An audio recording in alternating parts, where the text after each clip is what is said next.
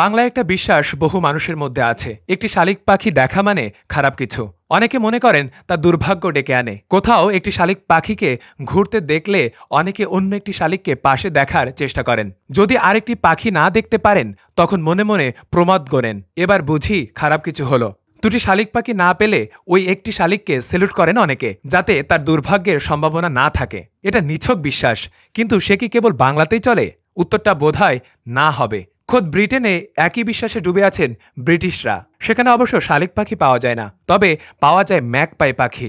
ব্রিটিশরা বিশ্বাস করেন একটি ম্যাকপাই পাখি নজরে পড়াটা মানেই খারাপ সময় অপেক্ষা করছে।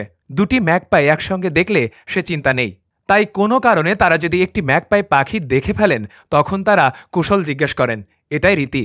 এতে ব্রিটিশরা মনে করেন যে তাদের দুর্ভাগ্যের সম্ভাবনা কমে যায়। একটি ম্যাকপাই দেখলে তাই এভাবেই রাস্তায় দাঁড়িয়ে পড়েন কুশল জিজ্ঞেস করার জন্য এবং তাকে সেলাম জানান। কেউ সে দেশে না হলে প্রাথমিকভাবে তার অবাক লাগতে পারে এই কাণ্ড দেখে। ফলে শালিক পাখি হোক আর ম্যাকপাই, পশ্চিমবঙ্গ হোক আর ব্রিটেন, বিশ্বাস কোথায় গিয়ে এক সূত্রে বাধা পড়েই যায়।